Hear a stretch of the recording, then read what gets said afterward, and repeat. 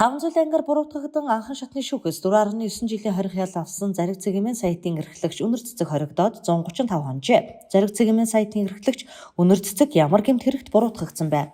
Хувь хүний нууцыг задруулах зүйл ангаар буруутгагдсан Үнэр цэцэг сэтгүүлчийн ажиллаа хийж бага насны хүүхдийг хэрцгийгээр хөнөөсөн хэрэгтний талаар мэдээлсэн бөгөөд түүнийг уг хэрэгт буруутгаж 2 жилийн хорих ял оноосон. Худалд мэдээлэл тарах, үүнд шүүхийн нэр төрд халдсан буюу шүүхийн ерөнхий зөвлөлийн гомдол, боловсролын зээлийн сангийн зээл авсан тухай нийтэлсэн мэдээлэл, улсын хурлын гишүүн асан гарамж авийн зээлийн асуудлыг мэдээлсэн гэж буруутган 3 сарын зорчих эрх хязгаарласан.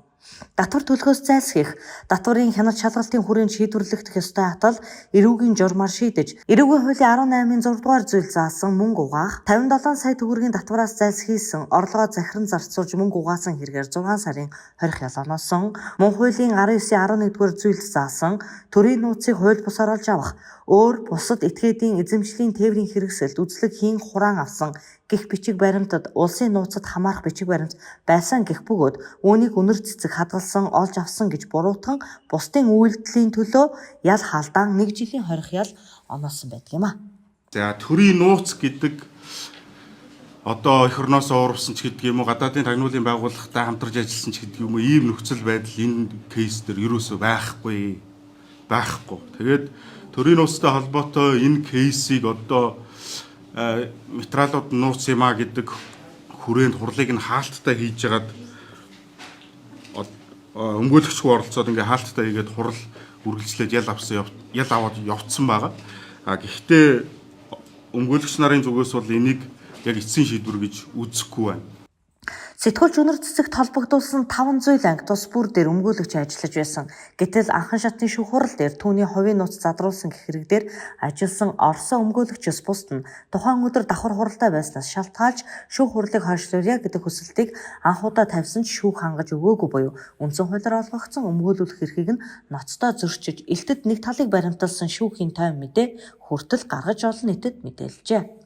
Өнөөдөр үйлчилж байгаа эрүүгийн хэрэг хэний шийдвэрлэх тухай хуулинд улсын нууцтай холбоотой хэрэгт холбогдсон тохиолдолд тухайн хүнийг одоо өмгөөлж байгаа өмгөөлөгчдийн тухайд мөрдөн шалах ажиллагааны нууцын баталгаа гэдэг зүйл авчдаг. Тийм учраас анхан шатны шүүх хуралд оролцож байгаа мөрдөн шалах ажиллагаанаас явж байгаа өмгөөлөгчдийн тухайд нууцын баталгаан дээр гарын хэсэг зурсан учраас олон нийтэд Үнэр цэцгийг одоо чухам ямар асуудал дээр холбогдуулан шалгаж байгаа талаар дэлгэрэнгүй мэдээд өгөх асуудал нь бол хязгаарлагдмал болж байгаа юм а. Тийм учраас тухайн хүний хувьд бол өөрийнх нь шалгагдж байгаа асуудлаар өмгөөлөгчөөрөө дамжуулан тодорхой одоо мэдээллийг нийгэмд өгөх асуудал дээр бол нэлээдгүй одоо хязгаарлагдмал ийм одоо зохицуулт байдгаа гэдгийг би онцлон тэмдэглэе. Шүүхийн шийдвэрийг өмгөөлөгч нар болон сэтгүүлч Үнэр цэцэг зөвшөөрөхгүй байгаа учраас давзаалдах шатны шүүхэд хандсан.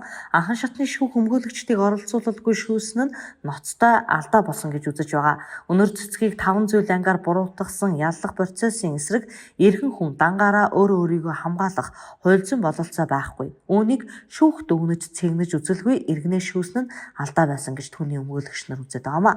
Анхан шатны шүүх түүнийг өмгөөлөгчгүй шүүсэн алдааг давзаалдах шатны шүүхээс залруулна гэж найдаж байгаагаа сэтгүүлч Үнэр цэцгийн өмгөөлөгч нар энэ үеэр мэдээлсэн юм а.